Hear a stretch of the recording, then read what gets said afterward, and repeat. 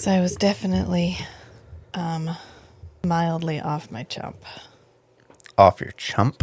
Yeah, it's meaning Google it. Just Google it. Off. It's the opposite of on the muscle. Yes, it is. Off my chump. Yeah, it's a phrase. It's on Google. Knew what it was. You're still pulling out weird phrases that I've never heard before after 15 Crazy years. or insane. Must be off his chump. Yeah. You've never heard off your chump? God. No. This is like when I had to explain get your goat. Yep. I had no idea. What do you mean you got my goat? I mean, I got you. I don't know what to tell you. Things just mean what they mean. Just wait. Next time All words are made up. Well, yeah, it's true. Next time I'll use hoisted by my own petard. Oh, that one I know. Oh, you know that one. Okay. Yeah. Yeah, I've explained that one to you before. This is what happens when your mother is the youngest daughter of the youngest daughter. And so your phrases are 3/4 of a century old.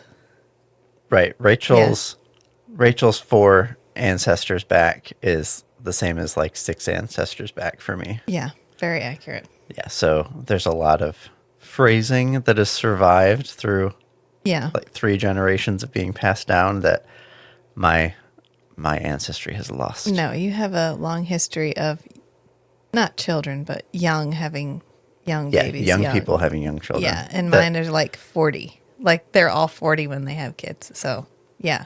Yeah, Rachel's I get to do things like mom is 6 years younger than my grandma. Yeah. So I get to do things like know the difference between slacks and pants. And that a Davenport is a couch.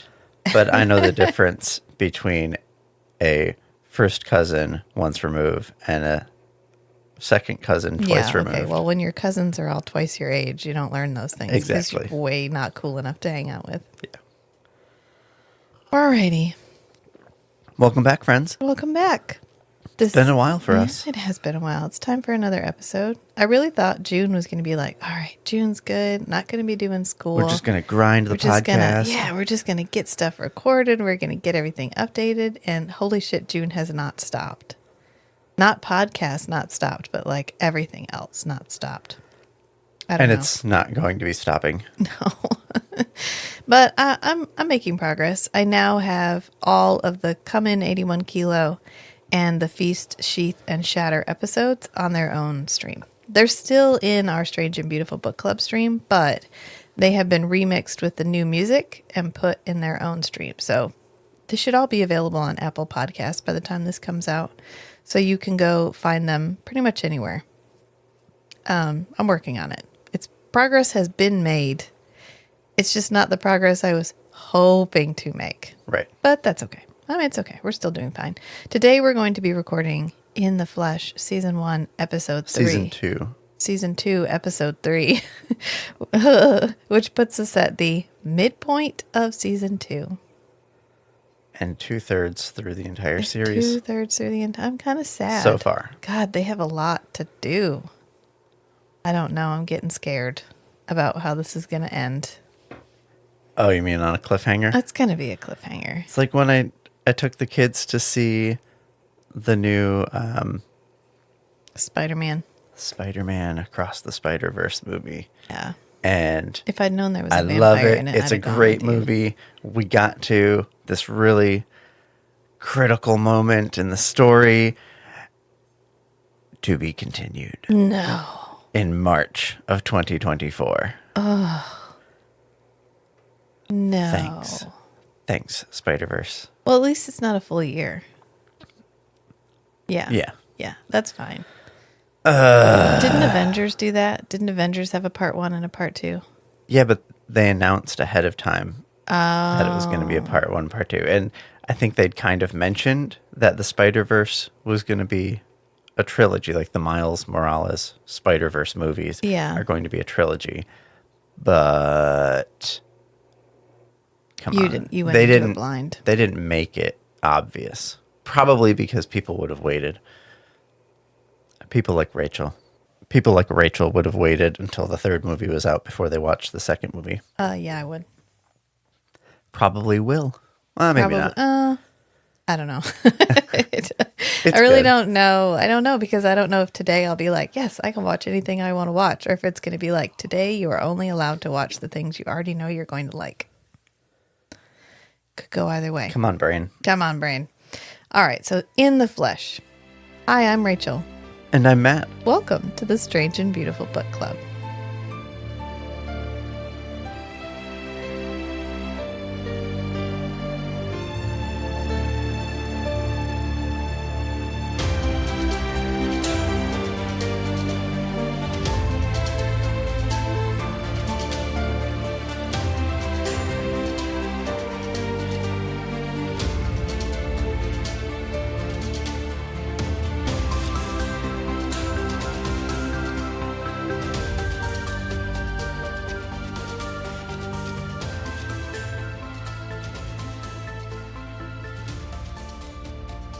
So we open with Fred Preston, which we've seen Fred Preston quite a bit in and around. He was the guy washing windows. He was the guy who, when they did the PDS scheme, was like, no, I'm a small business owner. This doesn't apply to me. Right. You You're can't. putting me out of work. Yeah, you're putting me out of work. This is ridiculous. And they're like, sorry, you're a PDS sufferer. So hard cheese. Tough luck, hard cheese. So we open with him. And again, the foreshadowing in this episode, in this show as a whole, is really well done because we've seen him a little, but we haven't seen him a lot. And all of a sudden in this episode, We're highlighting him. we are highlighting him. And so by about 2/3 of the way through, I was like, oh, something's going to happen to this dude because we are talking about him way too much. And it's kind of the tragic love story of Fred Preston. Oh, poor guy. Right, because he was married to a woman and he died in a car accident. And then 2 weeks later was the Rising. And then it took 3 years for all of them to be rehabilitated and sent back. And his wife, in the meantime, moved on. Right. Because everyone except the Risen have gone through a huge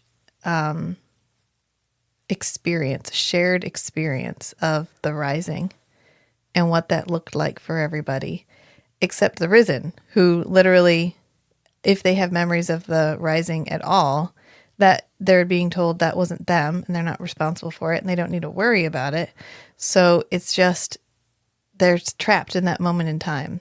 Right. They're trapped in that, who they were when they died.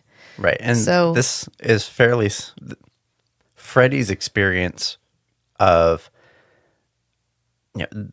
okay, so for Kieran, he died, he came back.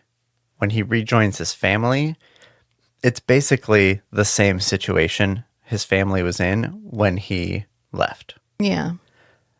And he just kind of rejoins, except now his sister is older than him. Right. If anything, it improves their lives to have him back because he died so tragically. Right. Yeah. But for Freddie, everything has changed because the most important relationship in his life is gone. Yeah. And this is reminiscent of the snap or the blip in the Marvel Cinematic Universe. Yes, very where similar. half of the population, boop, gone. And then 5 years later, they're back. Yeah. And they cover some similar things where, like, you show up and your spouse has gotten remarried and has maybe even has children. They have a whole new life, which I would want my spouse to move on, Right. like grieve me, move on, continue to have a happy, fruitful life. But to have that person come back and effectively no time has passed. Yeah. And they haven't had the years to process the loss. Right. So it's still very raw for them. Yeah. And There's a that's television what show. Freddie has to go through. There's a television show where they do that. It's an airplane. They like take off. Yeah, and then when they land, it's like 5 years later. Yeah, through time. Yeah, but he's watching his wedding video.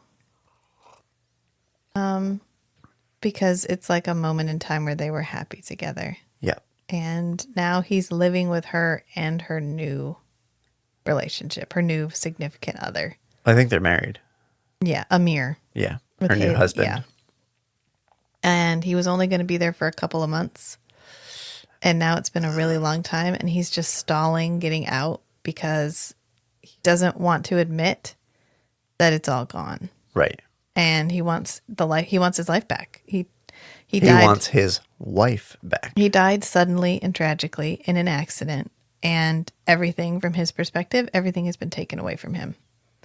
So even though he has this second chance, he doesn't get back his first chance. He's got to move on and do something different, and he doesn't want to. He's not willing to. And to make it worse, they do a good job of conveying that. What's the lady's name? His wife's name? Haley? Haley and Amir have a good relationship. Yeah. And Amir is a nice guy. He's a good guy. Yes, he I treats liked her well. that. Yeah. And so we can't really, he can set up in his mind this fiction that Amir is keeping Haley away from him. And he works really hard to maintain that illusion. But from the viewer's perspective, we see, oh, no, she found like a really good guy. Yeah. And he treats her well, and they have a good life together. And then here comes Freddie, and he's trying to have back the same relationship with Haley that he had before, but she's 4 years older now. Yeah. She's had 4 years of personal growth without him. Yeah, and he has romanticized the relationship that they had. Mm-hmm. So I did like that they didn't make Amir a villain. It would have been very easy narratively to make him the villain. Right. And to make it easy for the viewer to hate him and want Freddie to be back with Haley. And then make it a tragedy that Haley chooses Amir instead of... But really, they don't. And I was really happy with that choice. Yep. But we also go back to Jem. Because remember what happened at the end of last episode? Oh, poor Harry. Yeah, Jem killed Henry? Henry, not Harry. Yeah. Jem killed Henry, the PDS sufferer who had a crush on her. And she is real broken up about it. And wants to do the right thing. She wants to turn herself in. She's like, no, I killed a person. But Gary... Yeah, God, fucking Gary. Fucking Gary is like, oh, no. I'm not, no. Don't worry about it. No, Just I'll take care of it. Yeah, go back home, go to school, act normal. It'll all be fine. Yeah, so he takes her back to her house, and she's like, no, you need to take me to the cops. I want to turn myself in. And Gary's like, Jem, go in, sleep. Don't worry about it. They're not people. They're not like you and me. Jem is not reassured by this, but she does go in and go to bed. Like, okay, well, I'll still have murdered him in the morning. I can turn myself in the morning. It'll be fine. So she goes in, and then Kieran walks home. And this is after Gary leaves, because remember, Kieran was at the party. Right. And he finds Jem outside, and he makes a crack about Henry. He's like, I saw Henry at this party I was at. Yeah, it turns out he's got the hots for you. He's got the hots for you. He was talking about you, and Jem's like, oh God, I can't right now. Because I just killed Henry. And it's interesting that Kieran puts a coat on over his clothes. Oh, because he's wearing his death clothes. Yeah, he's wearing the clothes. And he doesn't want his family to see him wearing those clothes. Yeah. Well, I can see that. That'd be a little triggering. I saw him bury pull. You in that? Yeah. I saw him pull the jacket out of the bush. Yeah. And I thought, okay, he stashed that there to be able to cover up. Yeah. This is, okay. Sometimes, oftentimes, not always, but when they dress a body, they will often slit it up the back.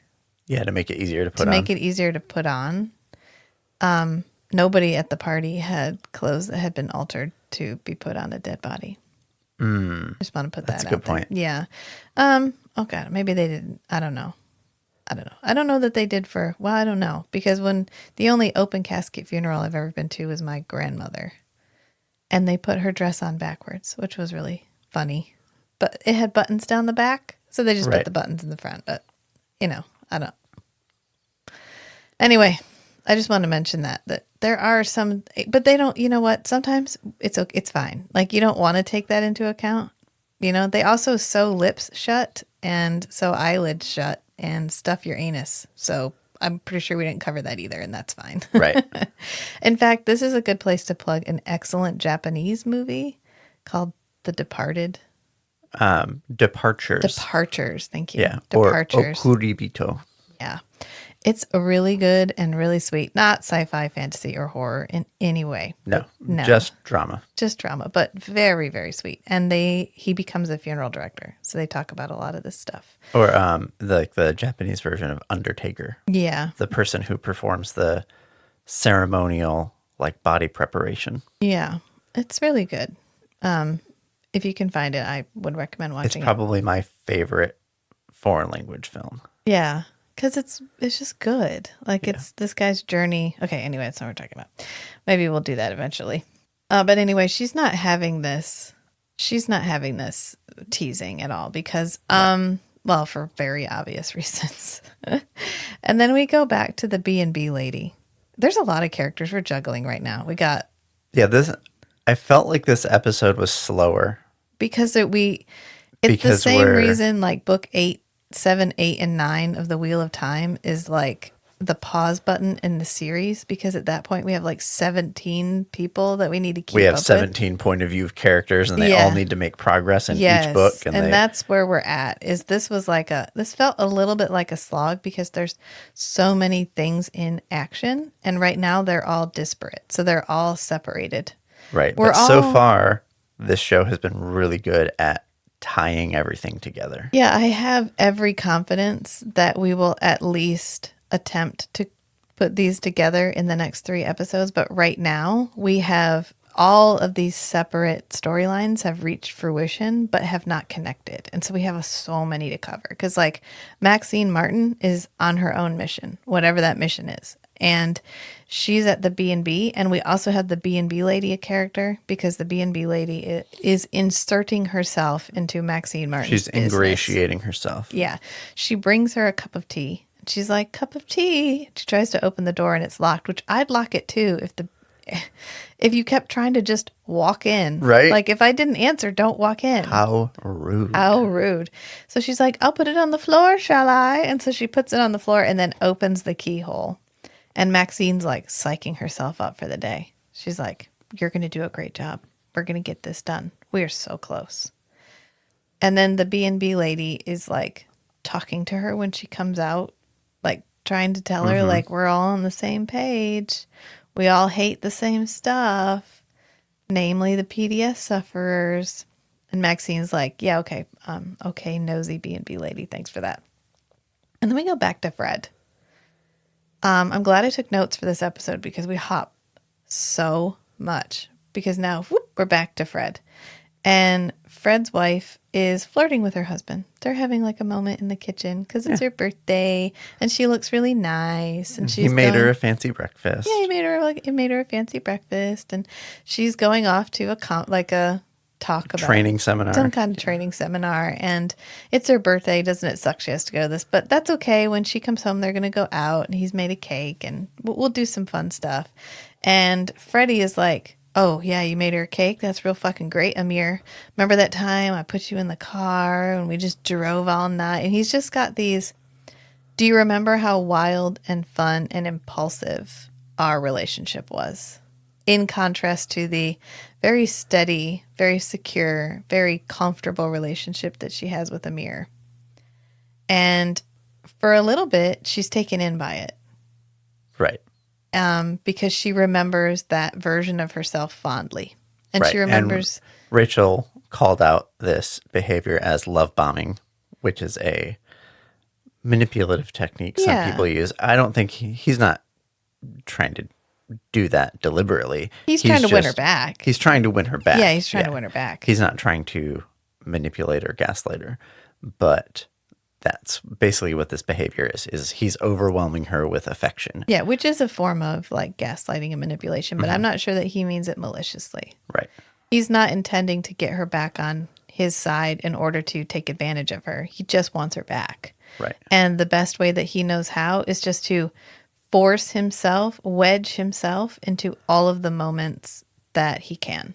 Right. And so he's trying to generate conflict with Amir and set himself up and get Amir to lash out at him so that he can look like the victim in front of Haley. But Amir's not the bad guy. So he's like, look, you're making us all uncomfortable. It's uncomfortable for me to be here while you're like whipping your dick out for us to measure. And I'm not interested in this dick measuring contest with you.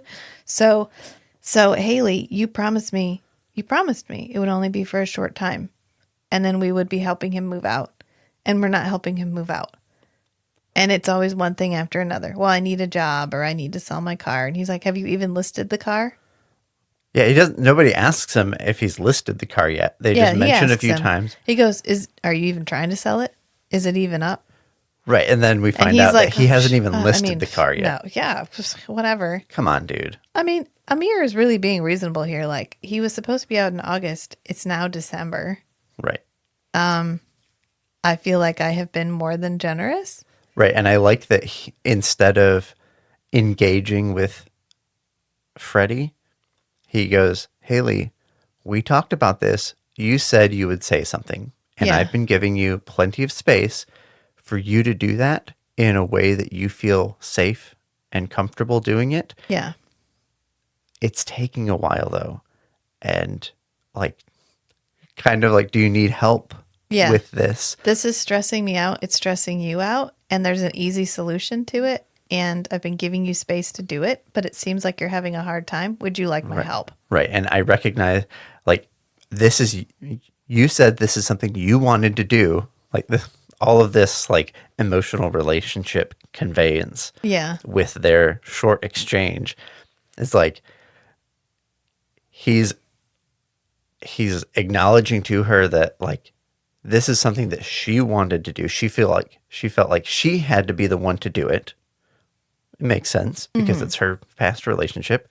And he has given her the autonomy to do that. Yeah. And he is deliberately letting her have that space for her to do it in her own time. But Freddie is like pulling out all the stops on tugging her emotional strings. He's deliberately creating an antagonistic atmosphere in the household. So it's not even like he's just quietly staying. He is deliberately stirring shit up. Yep. And he's tired of it. And Haley, aren't you tired of it too? And that's kind of the theme of their story arc in this episode.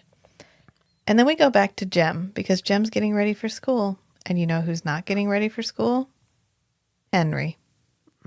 And we actually see Henry's body, a clip of Henry's body, and we see the bracelet. The bracelet that he made next to his hand. That's going to come back up in the most fucking Gary way possible. Fuck Gary. There's a villain in this series. You know who it is? Gary. Yeah. I hate Gary. Gary as groomed by the vicar, the late vicar. Yeah, and his relationship. He's one of those unimportant dudes who finally found a situation where he was important and he won't fucking let it go. Right. He won't try to find a different, better way. He's just clinging to what made him feel manly. Okay, well, we'll get to that. Yeah. Yeah. But Kieran's dad is trying to cheer Kieran up. He's like, I've done some research and he has this printout trying of to a lady. reassure him about the give back scheme. Yeah, he's like, this lady started PR. as a give back participator and now she has management potential. And Kieran's like, I don't know, we've only been doing this for like 2 days. Like, I don't know how she got there already. And his dad's like, maybe she worked really, really hard, Kieran. I'm just saying, this could not be as shitty as you think it is. And Kieran's like, okay, well, you're not the one enslaved, so like, I don't really feel like talking to you about this. But they're sitting there, Jem leaves, and as she's leaving, Amy arrives, and she's like, good morning, walkers! As Jem is walking out, she says bye, and then she's like, I love you all. Yeah. Oh, yeah. She says, I love you guys. Jem does. Yeah. And so Kieran and the parents are like, what? What? What did you do? Wonders never Did cease. something happen? Why are you telling us that? But they get distracted because, of course, Amy arrives. And Amy is a emotional, cheerful whirlwind who just sweeps away everything in her path. Because she's like, good morning, walkers. And she's like, you know what? I think Jem almost said good morning to me this morning. I feel like that's progress. She's just like, what is she's like, come on, we're going to be late. They're not going to. Oh, what is it? The PDS scheme isn't going to subjugate us on its own. Like, we need to go. She's like, oh, what'd she say about Jem? She says, I think she's getting there. Like, we're almost friends, but no rush. She's only human. Right. Yeah. Poor. And the parents are like, We're so uncomfortable right now. so uncomfortable because she's not wearing makeup, which we have covered that they are not comfortable with who Kieran is. Right. That they are more comfortable when he hides, when he wears his makeup and his, because even at home. Which is still a metaphor. Yeah, which is still a metaphor. Which a good metaphor. It's a good metaphor. And we get more Maxine because Maxine is engaging with the B&B lady. And she's trying to get people to give her their stories of the rising. And she's really like, she'll shoehorn it in, which is really funny. She's like, okay, so where were you during the rising? And they're like, I was just trying to get you to order breakfast. But I think we're getting a more complete picture of, because of what Maxine is asking, it's kind of We're slowly revealing to through what the her types real intentions are. Yeah, through the types of questions that she's asking. We're getting kind of like, this is what she's going for.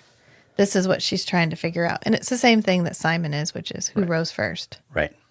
Because we know Rorton was the site of the first rising. So somebody in Rorton rose first. Who could it be? But then Maxine is talking to the lady at the Airbnb, or the B&B, and she gets interrupted because somebody's at the door, and it's Jem. Because we thought Jem was getting ready for school, but what Jem was getting ready to do was turn herself in. Right. And so she goes to Maxine Walker because she's and I have no idea why Maxine you wouldn't Martin. go to the local police. Well, she may know everybody in the local police, so it may be more maybe of it's like a little different in England, but the politicians are not part of the separation of responsibilities. Yeah. Politicians are in the like executive branch or the legislative branch, and the she might be police afraid are associated with the judicial branch in the U.S. In the U.S., but she might be afraid that the police. She may know all the people in the police, and she might be afraid that they're going to be like Gary and just be like, "Well, he was a fucking zombie. Who gives a shit?" And she wants to be held responsible, right? And so I think she's hoping that Maxine Martin will hold her responsible, right? Because she doesn't want to get away with it. Right. She wants to be held responsible. So she goes to Maxine Martin, and Maxine's like, okay, yep. And then we cut back to Amy because Amy is trying to get Kieran to tell her what Simon said at the party because Kieran and Simon hung out. And she's like, did he talk about me? Did he talk about me? And Kieran never even really answers. She's like, oh, he did talk about me. She fills in all the gaps, and he just makes affirmative noises. He's like, we didn't talk about you at all. And she's like, oh, you talked about me metaphorically. Did you talk about parts of me? Oh, you talked about my butt and my boobs, didn't you? Oh, so nasty. It's just like, just really hammering the like, I'm in love with Simon. And because she told him they were getting married. Right. And last night, Simon was hitting on Kieran pretty hard. So Kieran's in this really weird, like, do you not know that he's not into you? And he's trying to be gently like, we didn't talk about you. You didn't come up, but Amy's not hearing it. She's just got this idea in her head that Simon loves her or Simon is there for her. And I'm not sure at this point if Amy really believes that or if this is part of the act. If this is part of like this is the role that she's been assigned to play. Yeah. Because remember possible. At her bungalow, they were sleeping in separate rooms. So I think Simon is legitimately not leading her on. So if Amy does believe they're together, it's entirely on Amy believing that they're together. And if she doesn't, it could just be because that would keep Kieran from being honest with her about his feelings towards Simon. Mm-hmm. So it would create a more insular relationship between Simon and Kieran. Right. So, I mean, we know that the Undead Liberation Army is pretty good at manipulation and radicalizing. Mm-hmm. It's entirely believable that they have encouraged Amy to do this because it's in Kieran's best interest To be recruited. to be recruited. Right. So I can kind of see that. But then we go back to Fred again. Because Fred is talking and he's complaining about how he was really only dead 2 weeks. All of 2 weeks. Full dead for 2 weeks. Full dead for 2 weeks. And he doesn't want to hear, because he's talking to another PDS sufferer because they're walking to get their assignments for the day. Oh, yeah. And she's like, don't you think this was a gift? Like a second chance, a chance to come back and have a different life and be better this time? Like, not only did we come back, but we're immortal now. And Fred's like, yeah, I don't care. It's not a gift. This sucks. And I don't want to hear anything about how it was a gift.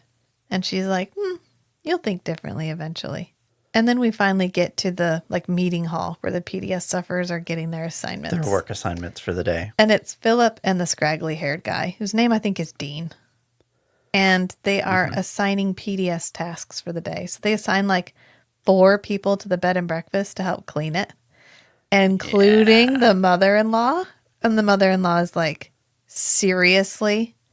She's getting some unpaid help. Like she needs it. She's like, I lived and died in that house. And Dean's like, well, then great. You'll be real good at cleaning it. You'll know your way around. You'll know your way around it. And Simon and Kieran get sent to the hospital. But Amy is assigned to stay with Philip. And Philip Convenient looks for Philip. real sus about it. He's like, yeah, Philip. she's staying here with me. And so they're all getting on their bus to get driven because none of them have driver's licenses. That's why he's trying to sell his car. Not only do they not have driver's license, but they're not allowed to have them. Right.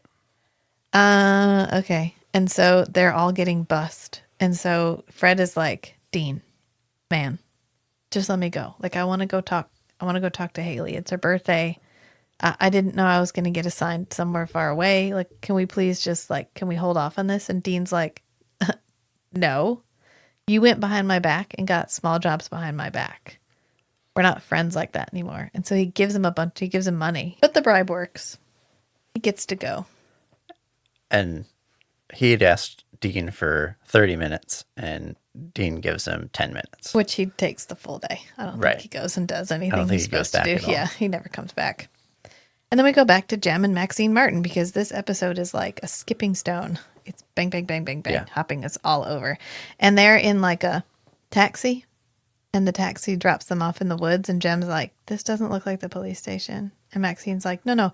Show me. I need to see it. I need to see it. I need to make sure that, I'm over all of this. I need to, I authorized this patrol. It was my responsibility ultimately, so I want to make sure I've seen his body. And Jem's like, okay. And then we go back to Fred. Because Fred is getting his car, the car he was supposed to sell, which has his name across the top. It's like a muscle car. Yeah. I guess this isn't the car he wrecked. No, he mentioned it. It was his friend's car. Oh, okay. And he goes to this storage unit and he tries to open it, but the storage unit door is stuck. Well, yeah, he tries to move it, but it's stuck. Yeah. And he leaves. He's like, whatever. Okay. And then we go back to Simon and Kieran because now they're having a heart-to-heart because Kieran is concerned about Amy. He's like, look, man, Amy's my friend and it's really uncool of you to lead her on. And Simon's like, I'm not leading her on. You know Amy. When she gets an idea in her head, it just sticks in her head. Yeah. And she's the kind of person who needs to know that she's loved. Yeah. And so I give her love because I do love her. Yeah, I just don't love her like that. Way. Yeah. And he's looking at Kieran and he goes, oh, is that what this is about? Because what Kieran is really asking is, are you the type of person that pretends to be in love? Are you pretending to be interested in me? Mm-hmm. And Kieran needs reassurance that Simon flirting with him is real. Because if he's flirting with Amy and it's not real, is he flirting with Kieran and it's not real either? Right. And Simon's like, I don't lead people on. So if I like you, I like you. And Kieran, when he turns away, he gets this little smirk. It's just a moment, but it's like a Yeah, like, this actor does a really good job with like the ooh, Simon yeah. character. Yeah. Simon and Kieran. Because Kieran gets this little like, oh good. Oh good. He really does like me. But they are headed to the doctor's office because the zombie or the PDS sufferer that we saw at the very beginning, when we saw Kieran at the doctor's office, is still in this cage because the infrastructure for getting them and taking them to the treatment center is just not there anymore. Right. They're not as responsive. They're just not as responsive. So it's been a while, but nobody's come and nobody's answering their calls. So it's bound to be a while longer, and they smell. And so they got these PDS people to come and clean them. Like scrub them down with cleaning fluid. Oh, I thought they were just cleaning the cage. I think they were cleaning them too. Oh. Yeah. I mean, that's what it felt like. It was implied to me because he was like, oh, they smell. Mm-hmm. So they need to be like hosed down, which is really gross, but sad. Yeah. All at the same time. Yeah, Simon is not happy about this at all. Simon's like, why are they in a cage like animals? And they're like, 'cause they are animals. And then they go to show them how to get out. Like first Simon's leaning on the cage and one comes over and just puts his hand on Simon's hand. Yeah. Yeah. And they're sedated, but they're still walking around. So the one lady walks in with like a animal, like a rabid animal loop. Yeah, with the like 8-foot pole. Yeah, the rigid like animal pole, and hooks it and then like drags it out. And she's like, you're confusing it. You've got to have a firm hand. And so she's like wrenching this poor guy around by the neck. And Simon is enraged. I mean, Kieran's upset too, but Kieran's not like, oh, well, this has got to stop. He's like, well, we'll talk to the doctor about it. And Simon's like, You think the doctor's not involved? yeah, you think the doctor's better than this lady? They're all the same. Like they're all the living They're are all part the of the same. system. Yeah, they're just part of the same system, the system of oppression. Yeah. But I mean, fair. Okay. Yeah. We know that these people have families and that they can be rehabilitated and they can be turned back into the people that they were. And yet nobody cares. Nobody's coming to pick them up. Nobody's giving them medication. Nobody's working to rehabilitate them. They're just in a cage, stinking up the place. And we get more on that because Simon's not done. Even though Kieran is like, no, Simon wants to take them back and treat them himself. He's like, I can cure them right now. I can go do it.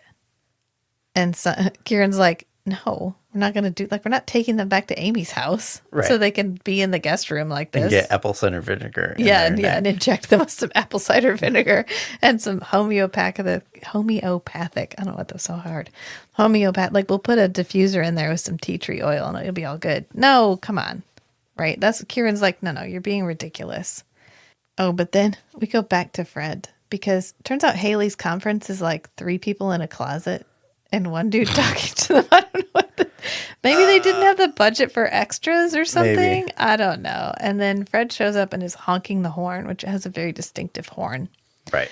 And he just is obnoxiously honking this horn until it interrupts the conference. And Haley recognizes it. Yeah, until it interrupts the conference. And Haley has to be like, fine, I'll get him to go. So she goes out to talk to him. And she's like, I'm not getting in the car, Fred. You died in a car accident. And he's like, well, then don't I know the dangers of this better than anybody else? I'm the safest person in the world for you to ride with. And she's like, would you please just go? Like, this isn't my life anymore. I'm not getting in the car with you. And this is Fred at his most obnoxiously asshole. Yeah. I always dislike the male character that won't let it go. Oh, you know you're going to get in the car with me. You want to get in the car with me. You're going to do stop. it. I'm not taking no for an answer because you don't mean no. You mean yes. Well, no, Fred. She's saying no. Fucking drop it. But he doesn't. He pushes and pushes and pushes until the next time we see them, she's in the car with him. Yeah. And he takes her up to like a makeout spot. Right. Where And he took her before. yeah, where he's taken her before. And they're like, remember when we used to come up here and all this fun stuff we used to do here? And she's like, Fred, you got to move out. Like, this isn't me getting back together with you. This is me giving you a safe place for me to tell you that it's over and you need to leave. And he's like, of course Amir wants you to say that. And she's like, no, this isn't It's Amir. not Amir saying that. This is me saying this. And we're going to come back to this because, again, he doesn't believe no means no. Yeah. He's like, no, that's not. Okay, I don't hear you. I'm not listening. And she's like, well, because you never listened and you were never around. This romantic idea of the relationship that we had was your relationship, not mine. Mine was you being gone all the time. I had to call my mother to take me to the hospital when I got appendicitis. Yeah, my appendix burst and my mom had to take me because I couldn't get a hold of you. That was my reality of our relationship. Was you were fun, but you were so irresponsible and unreliable that you were never around. It was like being with a child. And it was fun to be with you. And it was fun to do stuff with you. But that's not the kind of person that you spend your whole life with. And we kind of leave it there because then we go back to Maxine and Jem. Because Jem is like, hold up. One more thing about Haley is he's like, well, you missed your conference. And she's like, no, I told them I'd be half an hour. So I need to get back. Yeah.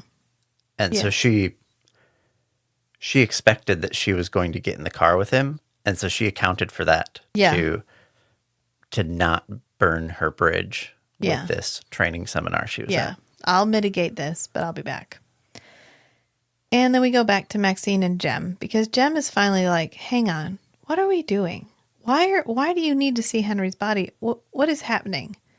And Maxine is like, well, you don't seriously think that I'm going to tell anybody that you killed him. Do you? Right. This is where we really explicitly find out that Jem is the honorable person in a group of collaborators. Yeah. Because Maxine is like, well, Henry killed hundreds of people. And he didn't regret any of those. And he was told that he didn't have to worry about that. And then he got a free pass. Yeah. He was not punished for that at all. You were a war hero. You killed people in the line of duty. You saved lives. You destroyed PDS sufferers. And you have every right to do that. Shouldn't you get a free pass too? This is a really scary line of reasoning. Right. Like, because they harmed people when they were not in control of themselves, they're still responsible for that. Like, are you responsible for things that your body does when you are not there? That's a big question. Yeah. And Maxine is clearly has made up her mind, which is yes. Yeah, if your hand did it, you did it. Yeah, we're really posing a lot of deep rhetorical topics. Yeah. I listened to a really good podcast called This Is Actually Happening. And they have one where this girl, through a whole series of events in her life, ended up like highly medicated because instead of like psychiatrically. Yeah, instead of being treated for what was happening to her, it was treated as a delusion, and she was given medication. So she ended up on all the psychiatric medication, and she was having like side effects that were psychiatric side effects. And so she ended up driving her mom's car head on. Like they were driving, and she grabbed the wheel and turned the wheel head on into another car because she was having like obsessive suicidal thoughts, and she couldn't make them stop. And once she got off all the medication, she was like, what the fuck did I do? And this is an interesting conversation that I think needs to be had is if you are taking a medication or you're prescribed a medication, if you are prescribed a medication that puts you in an altered mental state, where does the responsibility lie? Right. And there's no easy answer to that. And I think that it's interesting that they talk about that at all in this, but that's effectively what we're saying. Are you still the villain if it wasn't you? If it was just you were not in control of your body, you weren't present. You were a untreated PDS sufferer. You you had no control over your actions. And you had no control over Rising in the first place. None of that was a choice. So are you responsible for what you did or not? Yeah. But then we get more Amy and Philip. I don't know. I Philip. have a feeling Amy and Philip's like sideline plot is going to become my favorite because Amy is being so antagonistic to Philip, and Philip is just like, she's so cute when she's angry with me because she's using this hole puncher, but she's not punching any holes. She's just lifting the hole puncher up, opening and closing it, and making this loud, like rhythmic rattling noise. And so finally, Philip is like, "Hey, bet you want to know what you're doing here?" And she's like, "You wanted me here." And he's like, "No, I have no control. It's a random It's all completely process. random." She's like, "You guys get up early and you write our names on Right. pieces So of paper." as he's trying to explain it, she's just talking kind of over She's him. calling him out on his bullshit. She's Yep. like, "This is not a random process. You put the names in a hat and then you draw them. You wanted me here. What do you want me here for?" And he's like, "Well, I was looking into your background and it looks like you're a really educated person. And I thought maybe you would enjoy a position that let you use some of your like natural talents, like being my secretary." So she's like, "You want me to be your secretary?" And he goes, "Personal assistant?" She's like, "Well, I'm to answer the phones?" And he's like, "Yeah, and take notes and, package letters and stuff. You're going to be my personal assistant." And she's like, "Fuck you, Philip." She really does not want to be there. It's so funny. She's like, oh, okay. You're trying to, is this a compliment? I don't get it. So you're making me you're keeping me here against my will because I'm smarter than everybody else. I don't understand what you're trying to say. Right. And Philip is just like, "I'm just happy to have you here. Like, I'm just happy to have you near me. I don't care how angry you are at me." I don't know.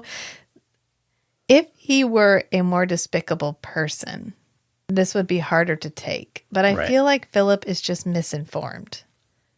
Right. I think he's been raised in this town, this culture, and he's not malicious.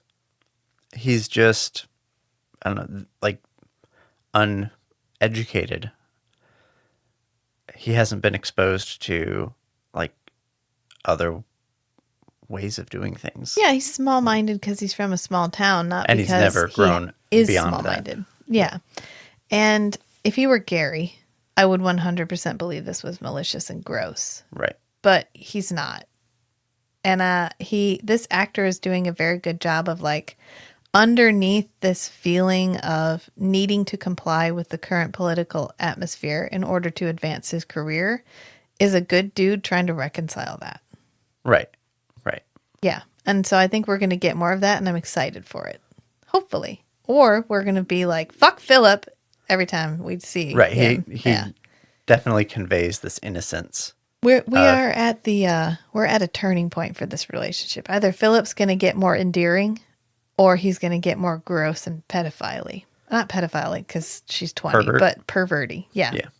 We're at a crossroads. So I'm interested to see which way we're about to turn. But right now, it feels endearing, especially later when her hand is shaking again, and he's like, "Oh, are you cold?" And she's like, "No, I'm not fucking cold."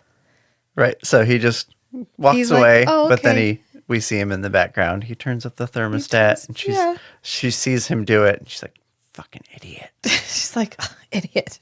And I feel like the direction we're going here, Enemies to lovers. Right. I feel like Amy is going. A likely narrative is that Amy is going to realize the difference between the way Simon treats her and the way Philip treats her. Yeah. What is actual affection and what is a difference between real romantic love and affection and attention and the kind of reciprocal, like, I'm going to give to you and I'm going to support you in what you want to do versus just giving you lots of signals. Yeah.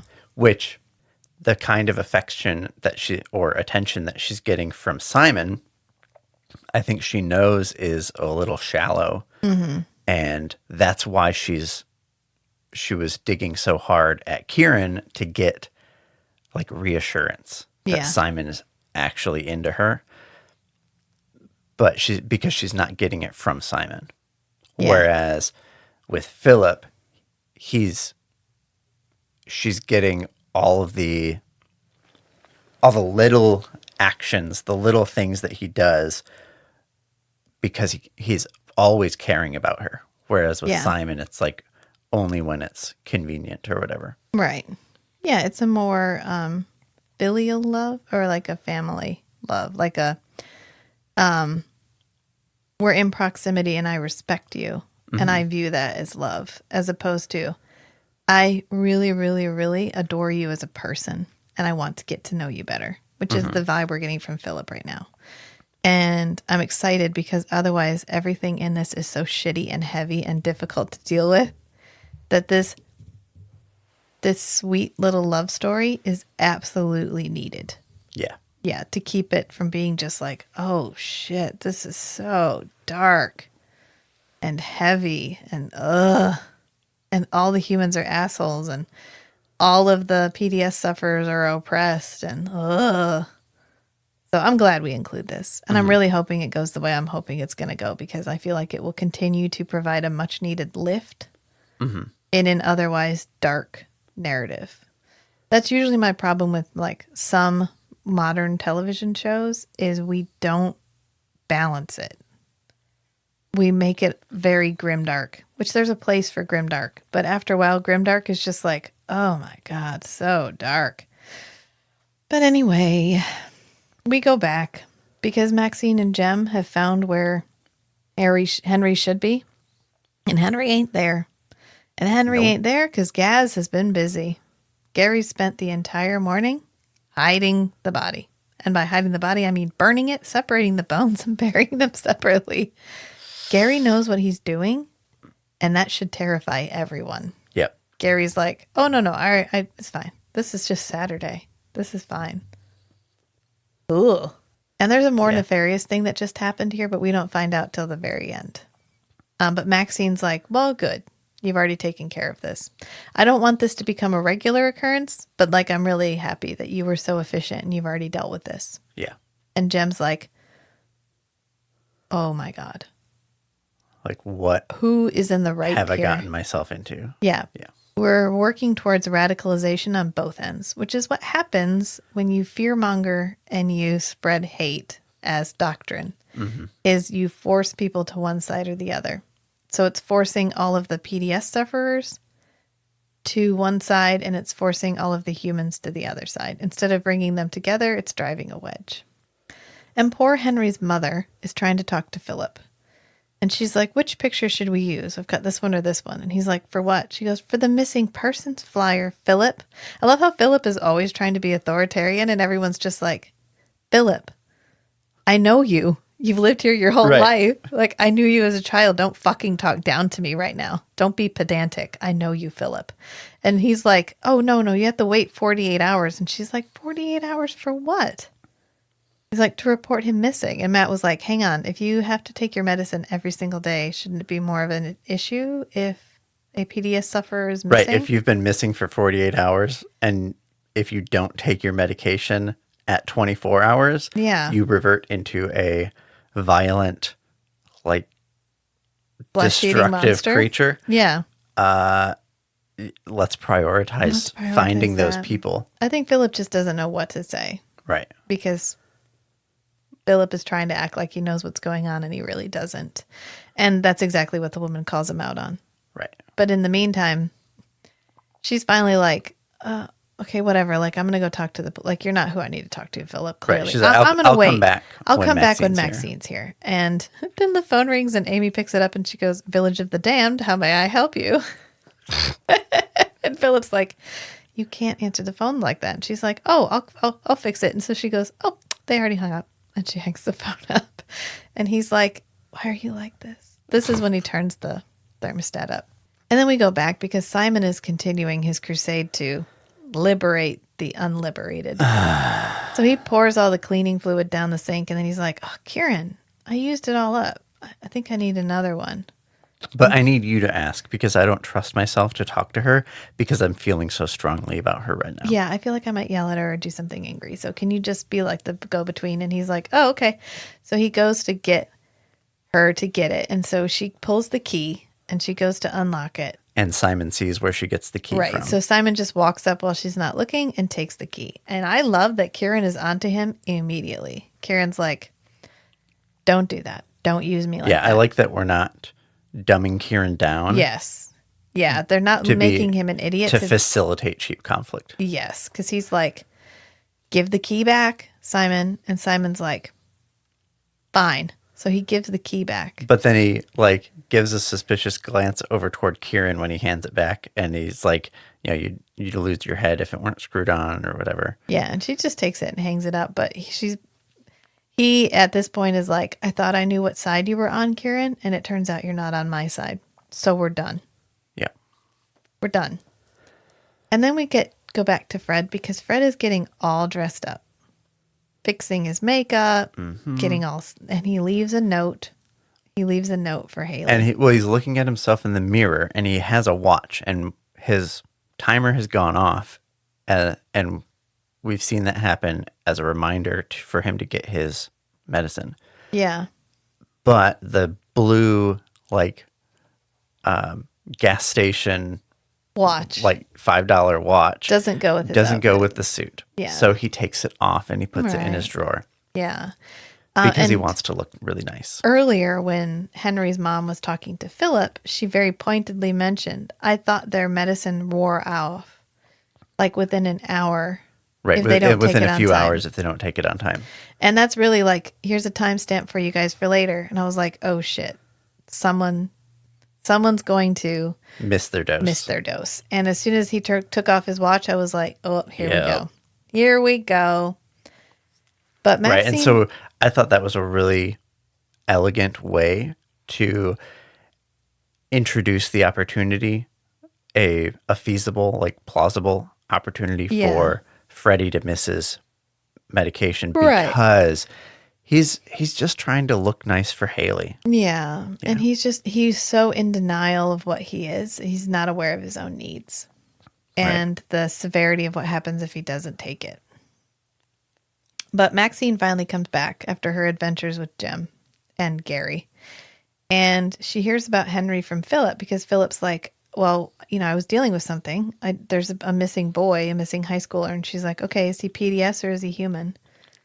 He's like, well, he's PDS. And she goes, okay, well, then what do you want me to do about it? And it doesn't matter. And Philip is like, what? What do you mean it doesn't matter? And Maxine looks up because Amy walks across the doorway and she goes, are you fucking serious? And Philip's like, yeah, she's here to help out. And Maxine's like, I don't want her here. Absolutely Gotta go. not. You gotta tell her to go. And Philip's like, well, what do I say? How do I tell her to go? And so Maxine just looks up and she's like, get the fuck out. And Amy's like, not a problem. Don't have to tell me And twice. she just leaves. And Maxine's mask is slipping more and more. Yep. Yeah. As she's realizing how many people I think are on her side. Right. How much she doesn't have to mask. Right. This is the problem with bigotry, is it feeds other people's bigotry. And it's like a resonance chamber. Once you're in that echo chamber and you think everybody agrees with you, it just makes your voice louder. Yep. It doesn't make you right. So Maxine is trying to find out more about Henry because Henry is missing and it is potentially a problem, but he's not actually missing. She knows exactly where he is. Right. But she's just doing this to reassure the mom so that this situation remains under her control. So she and Philip go to talk to the mom, but the mom is cuckoo for Cocoa Puffs a little bit. She thinks Henry can read minds and yeah, it's a little... Yeah, she thinks he's psychic. Yeah, and she's like, I know he denies it, but I really do think he's psychic. And she's like, okay, so what did he remember from the Rising? And the mom's like, what does that have to do with him missing? And Maxine's like, oh, you know. She mentions that there's a mythology like accumulating about, you know, the first risen being special and we know the first risen were in Rorton. So, he may have, as a person who rose in Rorton, like, Yeah. he may be considered special by the Liberation Army. Yeah, so he and could have fallen he prey could to have been them, or he recruited could have to joined this. them, or whatever. Yeah. Yeah. And also, Maxine wants to make sure that the first risen didn't get killed, like the absolute first risen person. So the mom is like, yeah, he said when he came out, he just remembered feet, people walking all over his grave, other people that had risen. And Maxine is like, oh, okay, I don't give Okay, a so shit he wasn't anymore. the first. Yeah, okay, so bye. And she's done with that. And we go back to Fred's wife, Haley, because she finds the note. And basically he wants her to come meet him. Yeah, we see him in his suit as he's leaving the house. He leaves a little note on the table, and we don't know what it says until Haley reads it. Right. And it's basically that she wants him to come to... He wants her. Thank you, yes. Yeah. He wants her to come to the storage unit. Yeah. Okay. It's like written in code. It's like, meet me at the place that we did the Yeah, thing. it's like, where the leave thing now, happened. meet me Yeah. at this place. Yeah. Yeah. But it's his storage unit. Like, okay, that's fine. And then we cut to Simon, because Simon is having a meeting, a gathering, like a church group. A sermon. A sermon that he is our replacement for the vicar. Right. But he's radicalizing a different group, because he's talking to the other zombies in Rorton, the other PDS sufferers in Rorton, and getting them to go au naturale. Yep. Yeah, he's like, And so at the how end long of are we gonna his long hide? speech, he has a bowl of water and a washcloth, and it's like there's a whole line, like one side of the room Yeah. all have their makeup on, and the other side does not. And so he has this washcloth, he wrings it out, he says, who wants to go first? Yep, and this is a very, we're hitting the religious overtones subtly but steadily, because this is a very Jesus washing your feet kind of moment. Like, Yeah. who will be the first to wash, to wash your neighbor's feet or whatever. And so this one lady gets it, and she's rubbing her makeup off. And I was like, from a special effects perspective, yeah, this is really damn. cool. That's a really good, that's because she's got to wipe off makeup and But still not have the makeup underneath. Yeah. Not the undead makeup. Yeah, this is really cool. Matt was like, maybe latex? Yeah, maybe Something. I'm thinking Yeah. they did like the undead makeup and then put like, I was thinking maybe they did the undead makeup and then did like a latex layer, Yeah. like super clear latex layer, and then did the human makeup on top of that. Right. So this is when Haley meets Fred at the storage unit. And it's kind of he's like we've done with our storage building, he's made it more of a hangout spot. It's got lights. garage. It's got a phone. Yeah. It's a garage. Yeah.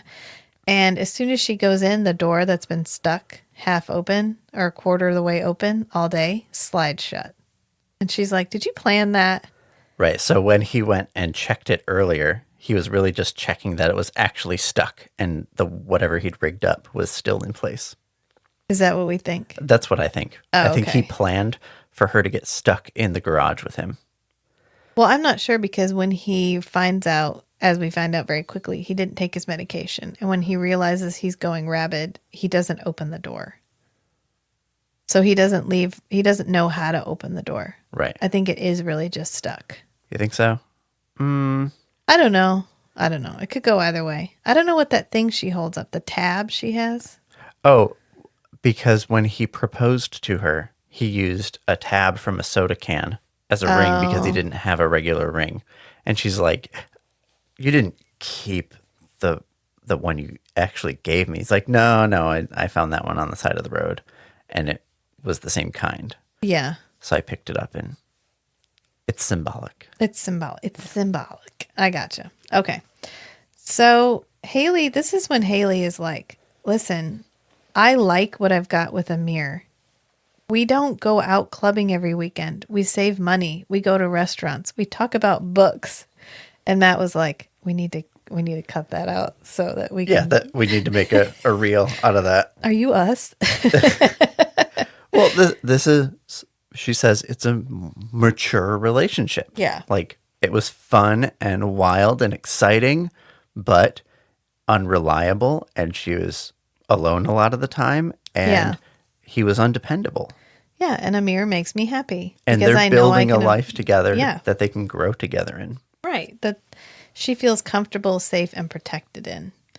And she lets him down really sweetly, I Yeah. thought. She was like, the me that loved you still loves you, but I'm not that person anymore. So I did love you. It wasn't a lie. And if I was still that person, I would still love you, but I'm not her anymore. I've changed and you haven't. But you can. You can go off and get another life. And he's like, but I can't have a life with you. And she's like, no, but you can still have another life. Right. It's not the end. It's not the end. Aren't you glad you've been given this opportunity? If you were just dead, you wouldn't have this opportunity at all. But I'm not the person who loved you anymore, and you have to let me go because she's gone too. And we go back to their house, and Amir hears beeping because Amir has come home and she's gone.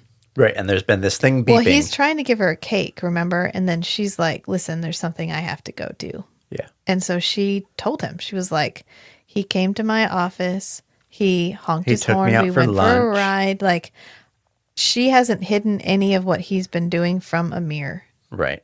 She's been keeping Amir up to date with her relationship with Fred because this isn't a relationship and she doesn't have to hide it. Right.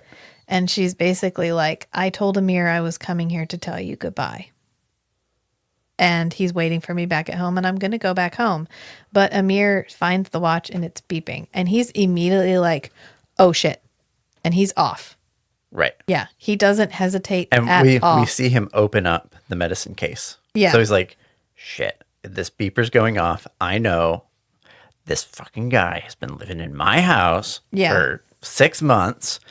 I know that he uses this watch to remember he to knows take what his the beeping medicine. does. Yeah. And then he confirms that the medicine's there. Shit, he didn't bring it with him. Right. Yeah.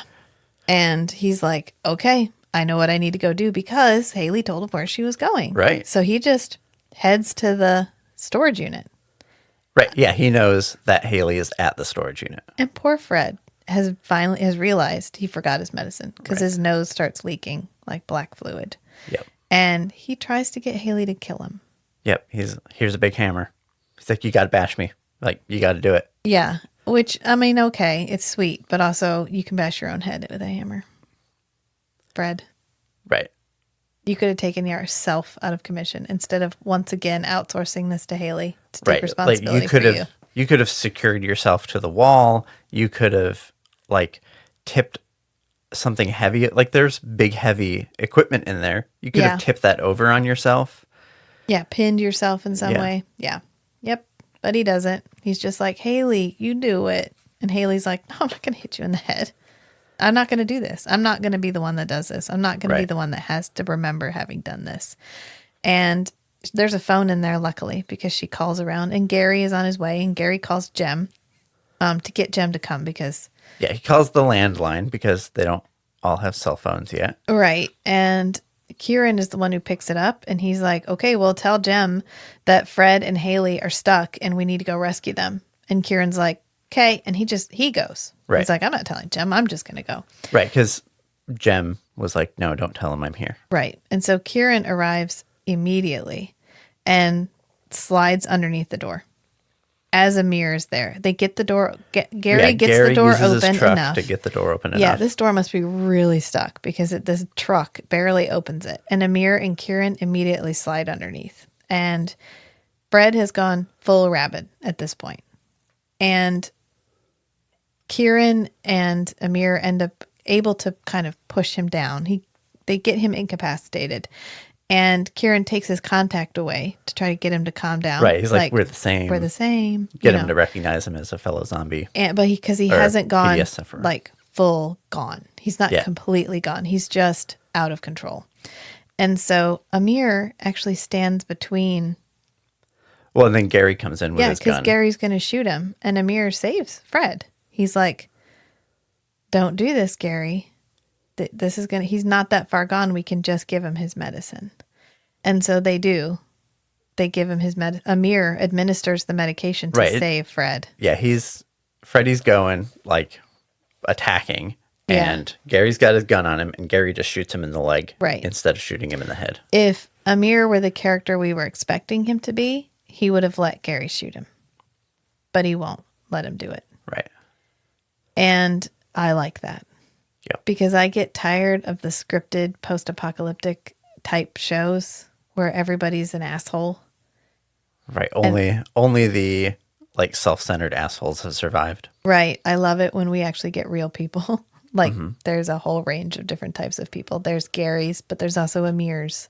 And it's really nice. And Fred is really our cautionary tale for this episode. Because we have realized how close they all are to being out of control. We've been reminded of how close they all are to being out of control, but we've also been reminded how close the humans are to being out of control. Right. It hasn't, for them, it has not been that long. Yeah. Since they've had to be vigilant and kill these PDS sufferers. Right. And Gary was making the choice to be harmful, and Fred was not making the choice to be harmful. Right.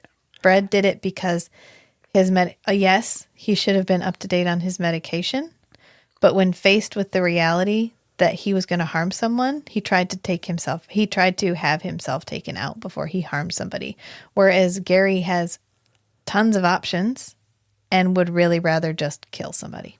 Yeah. And we also, I think Gary feels empowered by what Maxine did. I mean, he got away with it.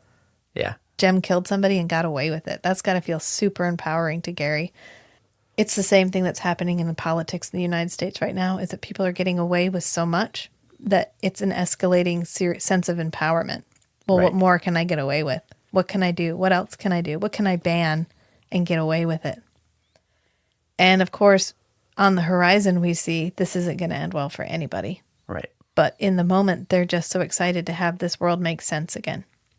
Because what makes sense is that PDS sufferers need to be taken out of the community. And it got complicated when they realized that PDS sufferers were people. And no, it's easier. But this simplifies it.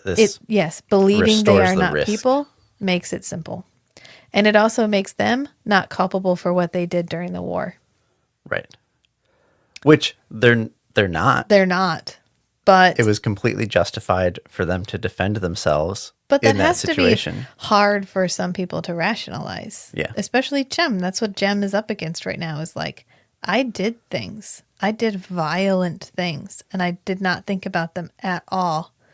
Like my friend whose father I killed, I didn't even remember his face. Mm-hmm. And that was her father. And if I hadn't killed him, she would have him back now. That's hard to reconcile. That's a lot.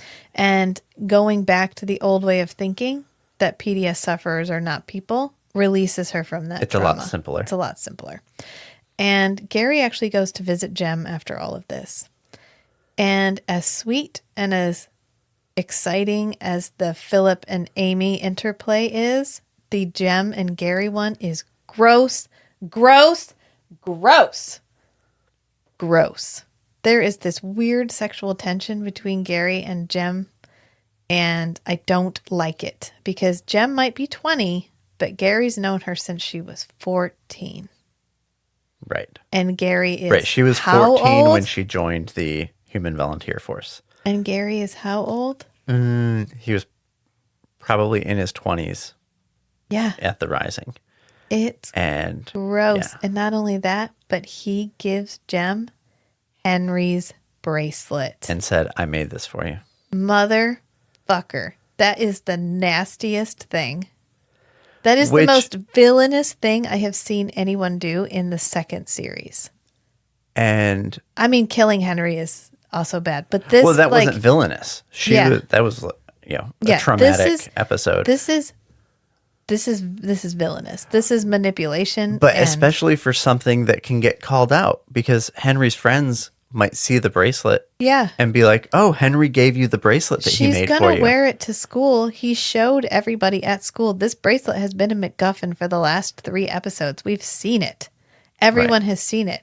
He's shown everybody that he has it, and that he's going to give it to Jem. Yeah. Yeah. And Gary did not think that through because fucking Gary. so weird. I don't like it. I mean, I like it in the context of the show. It doesn't feel forced. Right. But it Yeah, feels and gross. It's definitely consistent with Gary's character, Yeah. and they're doing a great job Yeah. continuing that Yeah. repulsive character. Absolutely. And in contrast to that, we see Kieran, because Kieran just watched Fred, who should have been treated as someone having a psychotic episode who needed their medication, which was how it should have been dealt with. Instead, it was treated like he was a monster. Right.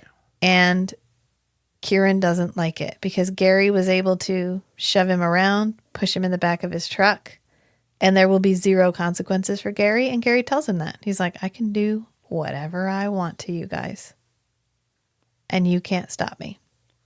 And so Kieran's like, fine, I'll be radicalized. So he goes to Simon. And Simon's like, oh, did you finally realize that, like, they're not the good guys?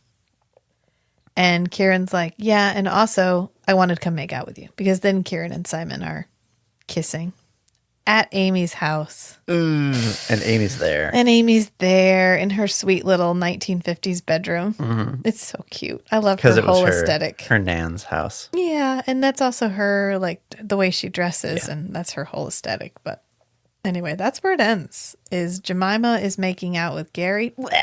And Kieran and Simon are also making out, which is less ick, but ick because Simon and Kieran both know that Amy has the hots for Simon. And now they're making out in her vestibule. Yeah. But not a great friend move, but maybe ultimately a good friend move because it will expose the fact that Simon isn't who Amy thinks he is. I don't know. We're going to see how that's going to play out. Yeah, to see whether Amy's role is... Yeah, where are we going to go from here? Whether she's acting or whether she's caught up with Simon. Where we're going to find out. We've got 3 episodes. Yeah. This was another, this had a lot. This was a lot of, oh God, you're keeping up with a lot of storylines. And they're giving you just these tiny snippets. We don't live a long time with any particular storyline. And I think that's what made it feel slow. Right. Because we weren't seeing advancement in individual clips. We were seeing them as like throughout the episode. And I don't mean slow to be a bad thing. No. I was just saying it's slower. It was a slow burn. Felt slower narratively. Yeah. In a good way. Right. It lacked the intensity of some of the previous episodes because we were doing more like emotional work. Some more emotional heavy lifting. Yeah, there were more like active dramatic scenes. Yeah, where we were like, okay, what is Kieran going to do when faced with the realization that, PDS sufferers are less than people? Right, and here we're doing a little more setup for active dramatic scenes later. Right. Yeah, exactly. Alrighty, I think we've talked about this long enough. On to episode 4. Woohoo! The last third of the entirety of In the Flesh. Oh, I did find a link to the podcast or the guy, Dominic Mitchell, who wrote this series.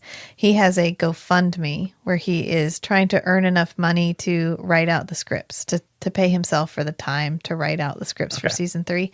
And I posted it on the Patreon as public. So if you're interested in going and donating to the GoFundMe to try to get the 3rd season at least written so we can read it, that is available on the Patreon. There's a link. Can you put a link in the show notes? I always put a link to the Patreon in the show notes. Okay. And I can add a link to the GoFundMe as well. Yeah. So, yeah. And the website's up, and it's up.